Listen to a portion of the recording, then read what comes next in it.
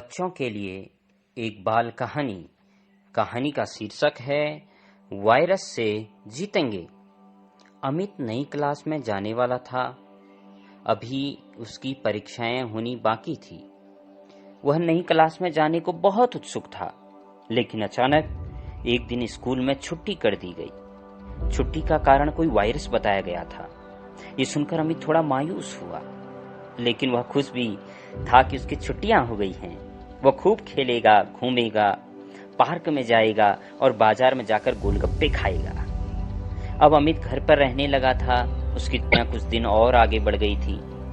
उसने छुट्टी को लेकर जो भी सोचा था वैसा कुछ भी नहीं हो रहा था। न तो उसे पार्क में जाने दिया जा रहा था, न बाजार में। यहाँ तक कि उसे घर से बाहर कदम रखने की मनाही थी। उसके मोहल्ले की दुकानें भी बंद हो चुकी थी। वो परेशान था, आखिर ऐसा क्यों? उसने पापा से पूछना चाहा। आजकल उसके पापा घर से ही ऑफिस का काम कर रहे थे, लेकिन वह खुद परेशान थी। उन्होंने कोई भी बात सुनने से मना कर दिया। इसके बाद अमित दादाजी के पास गया। दादाजी, ये सब क्या हो रहा है? मुझे बाहर नहीं जाने दिया जा रहा। मैं अपने दोस्तों के साथ भी नहीं जा सकता, पार्क जाकर भी नहीं खेल सकता। आप ही तो कहते हैं खेलना कूदना अच्छी बात है, लेकिन आजकल मुझे घर के अंदर क्यों कैद करके रखा गया है?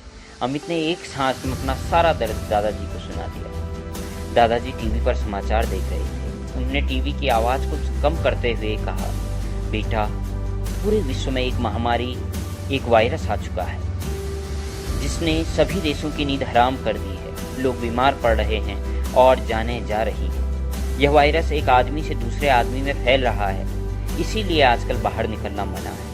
सरकार ने भी अति आवश्यक चीजों को छोड़कर सभी चीजें बंद कर दी। वायरस शब्द अमित ने 2-3 बार पहले भी सुना था।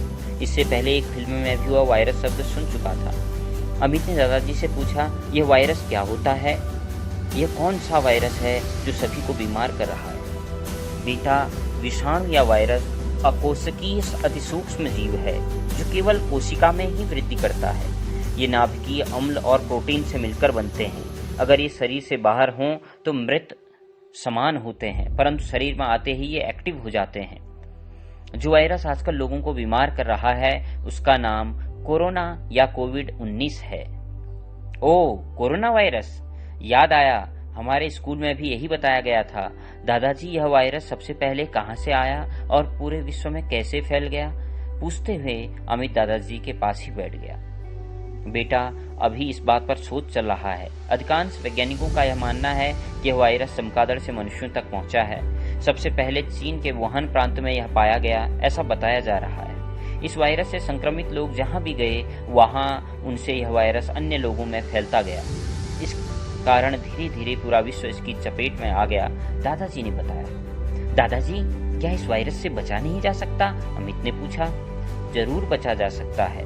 भले ही अभी इसकी कोई दवा नहीं खोजी जा सकी है, लेकिन एक दूसरे से दूर रहकर सोशल डिस्टेंसिंग के माध्यम से इसे फैलने से रोका जा सकता है। हम किसी भी अनजान या बाहर की चीज़ों को छूने के बाद 20 सेकंड तक साबुन से हाथ धोकर इसके खतरों से बच सकते हैं। हम मास्क लगाकर अपना बचाव कर सकते हैं। हमें समय समय पर अपने हाथों को सैनिटाइज करते रहना चाहिए, दादाजी ने कहा।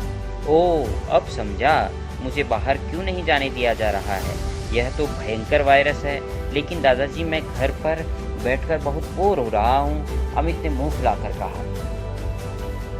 इन दिनों जब तक बाहर सब कुछ बंद है, तुम घर के अंदर नई नई चीजें पढ़ सकते हो, कुछ क्रिएटिव कर सकते हो, जैसे ड्राइंग, सिंगिंग, डांसिंग। यह सब यूट्यूब पर वीडियो देखकर सीख सकते हो। इंटरनेट पर बाल कहानियाँ, बाल पत्रिकाएं हैं, उन्हें पढ़कर बहुत कुछ सीख सकते हो।